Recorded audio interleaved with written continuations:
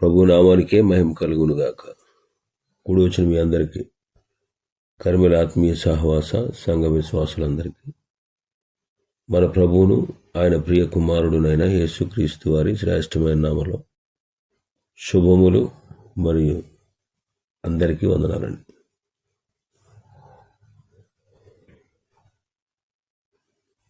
Ezra గ్రంథము ఈ దినము నుండి మనం ప్రారంభించుకుందాం. గత కాలమంతా దేవుడు మనల్ని కాపాడి ఆదికాండం మొదలు దినవృత్తాంతముల 2వ గ్రంథం వరకు పూర్తిగా ప్రతి అధ్యాయాన్ని మనం విపులంగా ధ్యానించుటకు దేవుడిచ్చిన జ్ఞానము అవకాశమును బట్టి ప్రభువుకే మహిమ కలుగునుగాక. ఎజ్రా గ్రంథంలో ఉన్నటువంటి కొన్ని ప్రాముఖ్యమైన విషయాలు తెలుసుకుందాం. గ్రంథకర్త ఎవరు అంటే ఎజ్రా అని మనకు తెలుస్తుంది. 7వ అధ్యాయం ఎజ్రా గ్రంథం 27-28 వచనాలు మనం చదివితే, యెరూషలేములో నుండి యెహోవా మందిరమును అలంకరించుటకు రాజునకు బుద్ధి పుట్టించినందులను రాజును అతని మంత్రులను రాజు యొక్క మహాధిపతులను నాకు దయ అనుగ్రహింపజేసినందునను మన పితరుల దేవుడని యెహోవాకు స్తోత్రము కలుగునుగాక. నా దేవుడని యెహోవా హస్తము నాకు తోడుగా ఉన్నందున నేను బలపరచబడి నాతో కూడా వచ్చుటకు ఇశ్రాయేళ్ల ప్రధానులను సమకూర్చి తిని. 9వ అధ్యాయం 15వ వచనం చూస్తే, యెహోవా ఇశ్రాయేలు దేవా, నీవు నీతిమంతుడివై ఉన్నావు, అందువలననే నేటి దినమున ఉన్నట్లుగా మేము శేషించి నిలిచి ఉన్నాం. చిత్తగించుము, మేము నీ సన్నిధిని అపరాధులము గనుక నీ సన్నిధిని నిలుచుటకు అర్హులము కామని ప్రార్థన చేసి తిని. ఎజ్రాయే ఈ గ్రంథాన్ని రాశాడనడానికి ఈ వాక్యాలు మనకు ఆధారంగా కనబడతాయి. యోధా కడపటి రాజుకు సిద్కియా క్రింద ప్రధాన యాజకుడిగా ఉన్నటువంటి సెరాయ వంశస్థుడు ఈ ఎజ్రా. అహరోను సంతతివాడు. అతడు బబులోనులోని చెరలోనున్న యూదుల్లో ఒకడని, పారసీక రాజు అయినటువంటి అర్తహషస్త కాలంలో 2వ జట్టు యూదులను క్రీస్తు పూర్వం 458వ సంవత్సరమున యెరూషలేమునకు నడిపించిన వాడని ఇతను గూర్చి మనం తెలుసుకోవచ్చు. ఇతడు భక్తిపరుడు, దేవుని కొరకు రోషము గలవాడు, స్వామి భక్తుడు, దృఢమైనటువంటి నీతిని కలిగినవాడు, మంచి లేఖికుడు, ధర్మశాస్త్ర ప్రవీణుడు. ఇన్ని గుణలక్షణాలు ఎజ్రాలో ఉన్నాయి. ఇతడు యెరూషలేమునకు తిరిగి వచ్చినప్పుడు ప్రజల హృదయములను పూర్ణముగా దేవుని ధర్మశాస్త్రపు తట్టుకు త్రిప్పడానికి ప్రయత్నించాడు. ఆ తర్వాత షూషను కోట నుండి నెహెమ్యా వచ్చి అతనితో చేరినప్పుడు వారిద్దరూ కలిసి గొప్ప సంస్కరణలు చేసి యెరూషలేము పడగొట్టబడినటువంటి గోడను వాళ్ళు తిరిగి కట్టించారు. అతనికి ఎన్నో ఆటంకాలు కలిగినా ఆ పనులను అతడు పూర్తి చేయించాడు. జెరుబ్బాబెలు కాలం మొదలుకొని కొన్ని వంశవృక్షాలు యెరూషలేము పట్టణమును ఆలయాన్ని తిరిగి కట్టుడని గూర్చి అరమియా భాషలో ఉన్నటువంటి కొన్ని ఉత్తరాలు కూడా ఈ అధ్యాయంలో, ఈ గ్రంథములో చేర్చారు. ఎజ్రా చెరలోను యెరూషలేమునకు యూదులు మరలి వచ్చుట తన కాలంలోనే జరిగింది కాబట్టి తాను ఒక జట్టును యెరూషలేమునకు నడిపించినటువంటి సంగతి కూడా ఈ గ్రంథంలో గ్రంథస్థం చేయబడ్డ. ఈ ఎజ్రా అన్ని విధాలుగా తగిన వాడిని మనకు కనబడతాం. అతని కాలంలో అప్పటి వరకు రాయబడినటువంటి పాత నిబంధన లేఖనాలు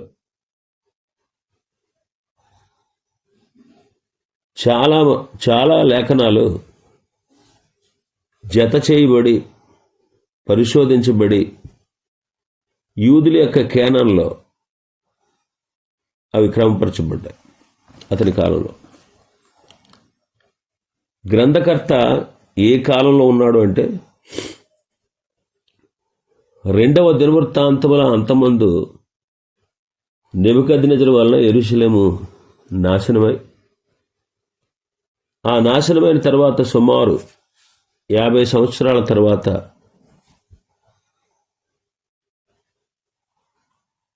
వారు తిరిగి వచ్చినటువంటి ప్రతిష్ఠిత ప్రజల చరిత్ర ఈ గ్రంథంలో ఉంది. ఈ 50 సంవత్సరాలు వాళ్ళు చెరలో గడిపారు. యూదులు అక్కడక్కడ పల్లెల్లో నివసిస్తూ వచ్చారు. వారు నెమ్మదిగా ఉన్నారు.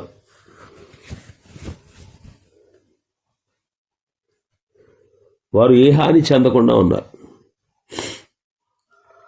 వారు చెరలో ఉన్నప్పుడు విదేశీ ప్రభువులు, వాళ్ళని పాలించినటువంటి విదేశీ ప్రభువులు వారి చిత్తానికి వ్యతిరేకంగా మత సిద్ధాంతాలు ఏదైనా ప్రతికూలంగా ఉంటే వారిని క్రూరంగా శిక్షించేవారు. ఇందుకు దృష్టాంతాలే దానియేలు యొక్క 3 స్నేహితులు.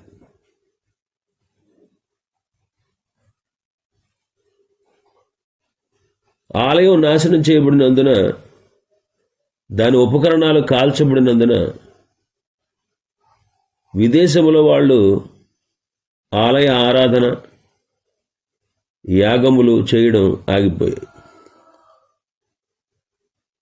ఆ కాలంలో, చెరలో ఉన్నటువంటి ఈ కాలంలో ఇశ్రాయేలీలు విగ్రహ ఆరాధన చెయ్యాలనే మనస్సు నుండి శుద్ధిపరచబడ్డారు.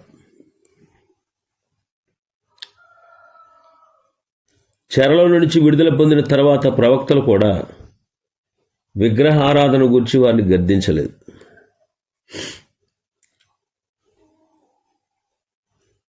క్రీస్తు పూర్వం 538 సంవత్సరంలో బబులోను రాజు అయినటువంటి నెబోనిడస్ను సులభంగా జయించిన ధైర్యశాలి భక్తిపరుడు ఎవరంటే కోరెషు. ఈ కోరెషు రాజు కాలం వరకు కూడా యూదుల చెర కొనసాగింది.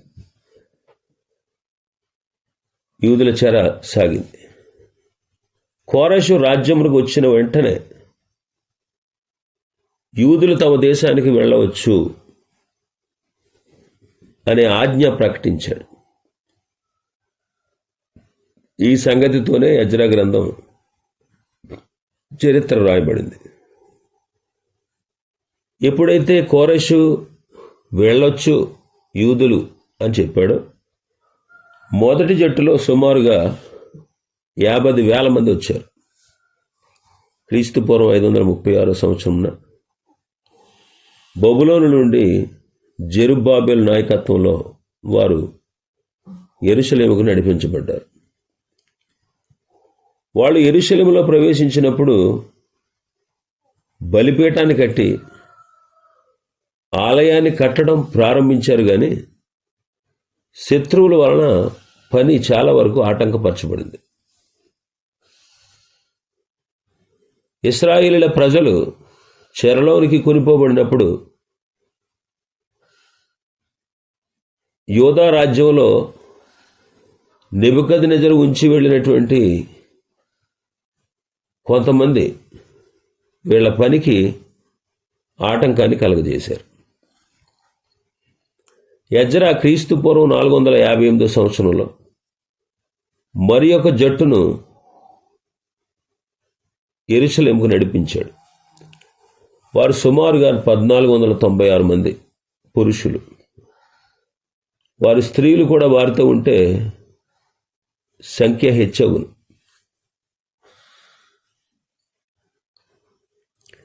ఎజ్రా గ్రంథం 7-8 అధ్యాయాల్లో వారు ధర్మశాస్త్రాన్ని బోధించుటకు, ప్రజల నడతలోను ఆరాధనలో ఉన్నటువంటి నానా రకాలైనటువంటి కీడులను తొలగించుటకు పూనుకున్నారు. క్రీస్తు పూర్వం 444 సంవత్సరంన నెహెమ్యా కొద్ది మందితో యెరూషలేముకు వచ్చి దాన్ని కట్టుటకు ప్రజలను ప్రోత్సాహపరుస్తూ పనిలోను దేశమందును నెమ్మదిని స్థాపించుటకు, ప్రజల ఆధ్యాత్మిక జీవితాల్ని పునర్జీవింపచేయుటకు ఎజ్రాతో కలిసి పనిచేశాడు నెహెమ్యా. యెరూషలేమునకు తిరిగి వచ్చిన వారి ప్రజల పరిస్థితిని గూర్చి కొన్ని సంగతులు మనం జ్ఞాపకం చేసుకోవాలి. చెరలోకి వెళ్ళిపోబడిన సంఖ్యతో పోల్చి చూస్తే తిరిగి వచ్చిన వారు బహు కొద్ది మంది మాత్రమే. ఎజ్రా నెహెమ్యాల కాలంలో ఉన్నటువంటి జనాంగములు దావీదు లేక సొలొమోను కాలంలో ఉన్న వారి కంటే చాలా తక్కువ. వారికి పూర్ణ స్వతంత్రత లేదు. పారసీక రాజుల ప్రజలుగాను విదేశాధిపతులుగాను వారు లోబడి ఉన్నారు. నెబుకద్నెజరు రాజు వలనను చెరలోకి పంపబడిన యూదుల వలన ఖాళీ అయిన ఆ భూములపై కాపురముండిన వలస ప్రజలను, వీరిద్దరూ మిశ్రమ వివాహాల వల్ల కలిగిన సంతతి వారిని చూచి వాళ్ళని విడుదల చేయాలి, వాళ్ళని సరిచేయాలనేటువంటి సంకల్పాన్ని వారు కలిగి ఉన్నారు. ఇంకా కొంతమంది అప్పుల వల్ల, ఇతర కారణాల వల్ల కొంతమంది బానిసలుగా ఉంటూ ఉన్నటువంటి విషయాలు కూడా మనం నెహెమ్యా గ్రంథం 5వ అధ్యాయంలో చూడొచ్చు.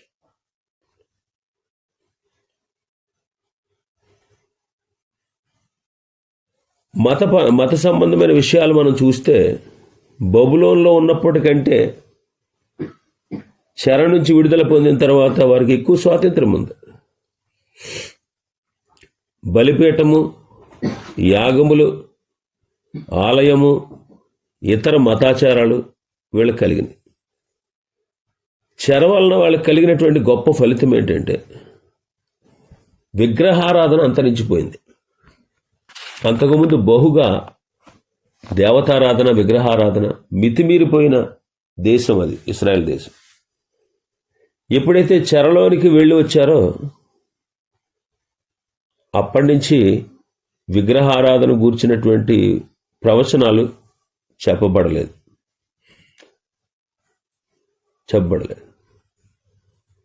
ఎజ్రాలో విశేషంగా రాయబడింది ఏంటంటే, పారసీక రాజు అయినటువంటి కోరేషు యెహోవా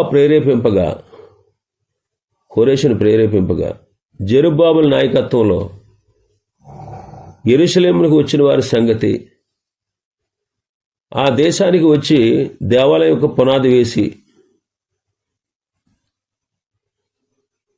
దేవుని ప్రజలుగా ఆ దేశంలో కొనసాగడాన్ని మనం ముఖ్యాంశంగా ఈ అధ్యాయంలో చూస్తాం. క్రీస్తుకు పూర్వం 536వ ఏట మొదటి గుంపు వచ్చింది. ఆ తర్వాత మరొక గుంపు ఎజ్రా నాయకత్వం కింద వచ్చింది. హెబ్రీ భాషలో ఎజ్రా, నెహెమ్యా గ్రంథాలు ఏక గ్రంథంగా ఎంచబడ్డాయి. గ్రంథకర్త ఎజ్రా అని యూదులు అంటారు. ఇందులో 78 ఏండ్ల చరిత్ర ఉంది. ఇందులో ఈ గ్రంథములో ఉన్నటువంటి కొన్ని భాగాలు 4వ అధ్యాయం 8వ వచనం నుంచి 6వ వచనం, 7వ అధ్యాయం 12-16లో ఆ ఉన్నటువంటి వాక్యాలు అరాము భాషలో రాయబడ్డాయి. ఇంకా చెర నుంచి మరలి వచ్చిన వారు దేవాలయమును కట్టి దేవారాధన స్థాపించడాన్ని గూర్చి తెలియజేయటానికి ఈ గ్రంథం లిఖించబడింది. మొత్తానికి చూస్తే వెనక వచ్చిన వారి సంఖ్య బహు స్వల్పం. అనేకులు కోరెషు సెలవిచ్చిన ఆజ్ఞను లక్ష్యము చేయక బబులోను, అష్షూరు దేశాల్లోనే నిలిచిపోయారు. వాళ్ళ వ్యాపారాల్లో వర్ధిల్లారు. వారి వ్యాపారాల్లో వర్ధిల్లారు. వాగ్దాన భూమి అయినటువంటి పాలస్తీనాను అంటే యెరూషలేమును వాళ్ళు మరిచిపోయారు.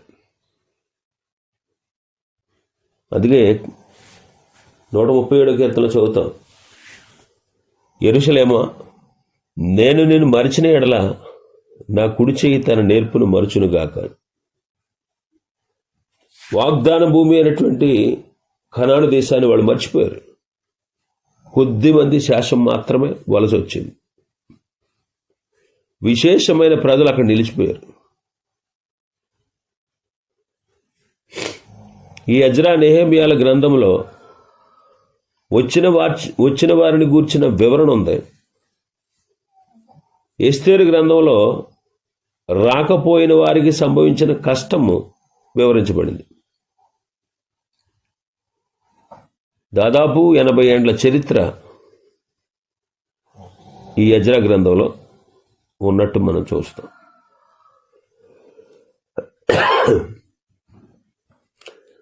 ఈ గ్రంథం యొక్క అమూల్యత ఏంటంటే, బబులోను చెరలో నుండి బయలుదేరి వచ్చిన వారు యూదులని, వారి దేశము యోదయ దేశమని అప్పటి నుంచి పిలువబడ్డారు.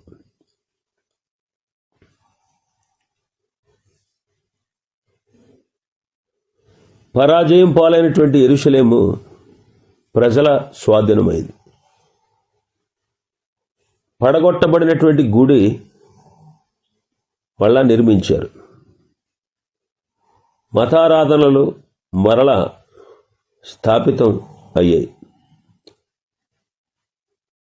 ఇలాగ రక్షకుని రాకడ కొరకు వాగ్దత్త దేశం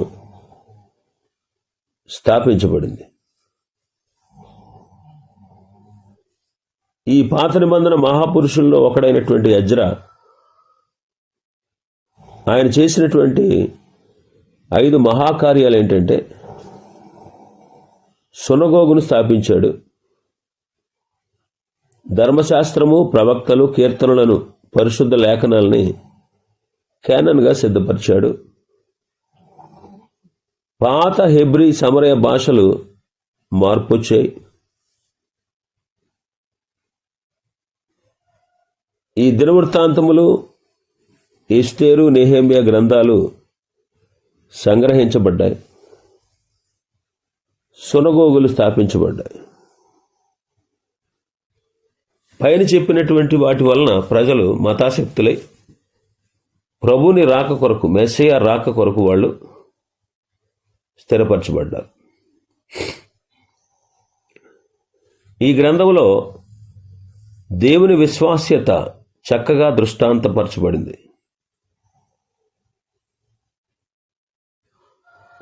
అనేక సంవత్సరములు దేవుని ప్రజలు చెరలో ఉండి నిరాశ చెందిన తర్వాత ప్రవక్త ద్వారా తాను చేసిన వాగ్దానం ప్రకారం వారిని మరల తన దేశానికి తీసుకొచ్చారు. దేవుని యొక్క ఉద్దేశాలు ఆలస్యం చేస్తున్నట్టుగా కనబడినా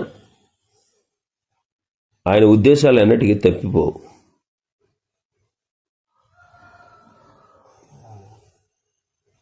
తన వారు చేసే కీడును ఆయన సహించేవాడుగా ఉన్నాడు. వారిని రక్షించుటకు వారు తిరిగి కట్టబడాలనేటిదే దేవుని యొక్క ప్రేమ గల ఉద్దేశం.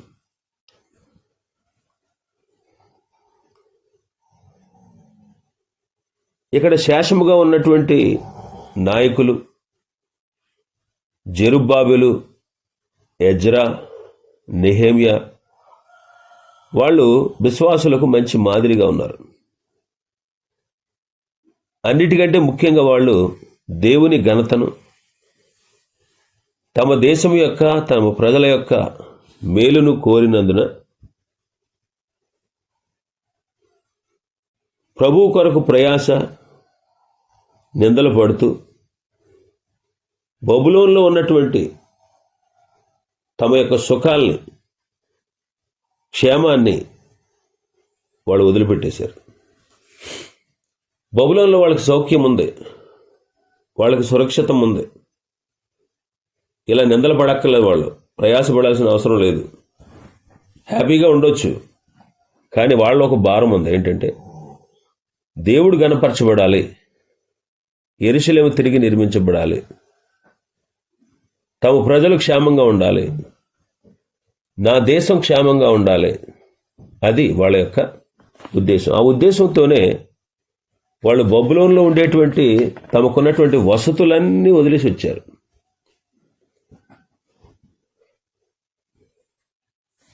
ఈ ఎజ్రా పాత నిబంధన పురుషుల్లో ఒకడిగా మన ఎదుటున్నాడు, మహాపురుషుడిగా ఉన్నాడు. ఎందుకంటే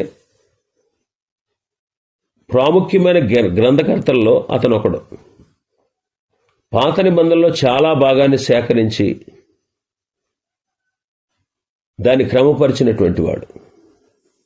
అతడు నిజమైన భక్తుడు కూడా. ఆయన ఎవరి మధ్య జన్మించాడో ఆ యూదుల మధ్య క్రీస్తు యొక్క ఇహ సంబంధమైన చర్యలు జరపబడ్డాయి.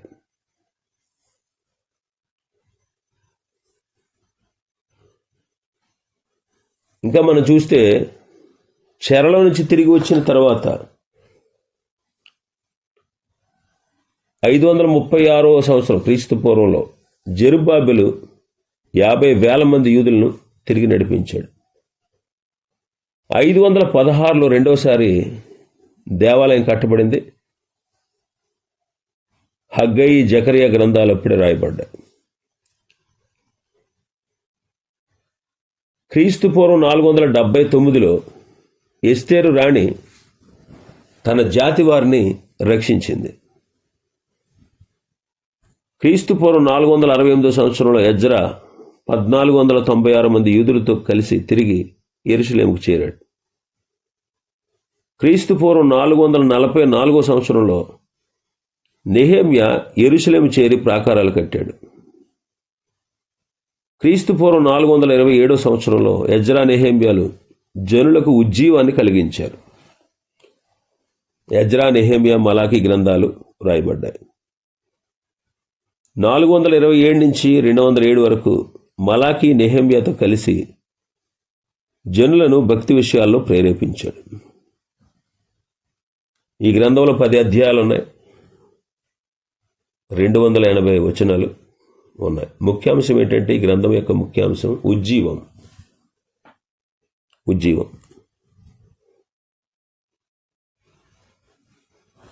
ఈ గ్రంథాన్ని గురించి క్లుప్త వివరణ రేపటి దినం నుంచి అధ్యాయాల వారీగా ఈ గ్రంథాన్ని మనం ధ్యానం చేసుకుందాం. దేవుడి వర్తమానాన్ని మన వినికిడిలో ఆశీర్వదించును గాక. ఆమేన్.